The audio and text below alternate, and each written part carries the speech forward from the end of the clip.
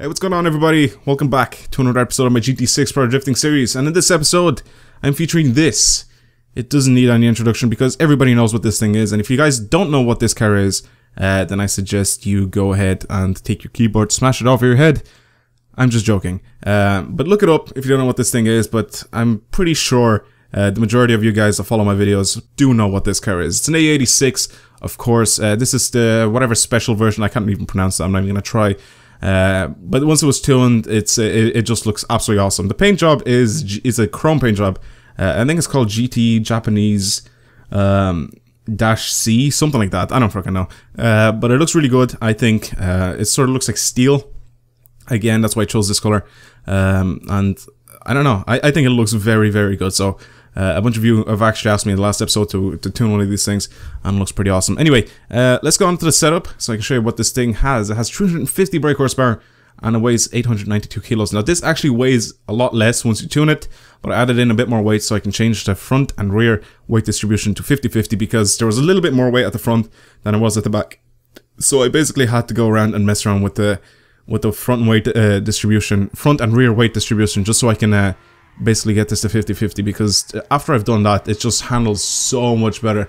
It's such a huge improvement that I didn't even realize. Like, I was messing around with the suspension, I was like, why the hell isn't this working right? And then I looked at the figures and I was like, wait, what the hell? This is like 58 front and 42 back. That doesn't make any sense. So then I went and I changed to 50-50 and it just drives really, really well. Now, of course, this isn't one of the best cars to drift in for like the longer tracks, or for the longer corners.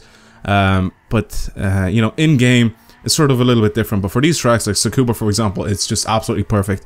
It's not the best car also to learn how to drift in because I just don't know. It doesn't feel like the best car to learn to drift in. It just doesn't have the sort of power that I think a car needs to have. I feel that if this with like 400 horsepower will probably be absolutely like an absolute monster. But for right now, for some reason that 50 horsepower is missing that I really, really want it. And I could just use NOS, which this is a car that I've used in one of my challenge series episodes.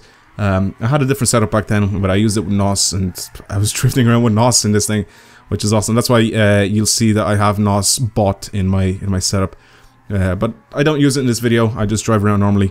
But it is a very good drift car, but it's just not the best one to go around and drift in. And it's weird because, you know, in game, in real life, an AE86 is like the best drift machine in the world, but you know, in game it's not what it's like. For me anyway, for a person that uses a controller to drift in GT6, I guess it's not the best car.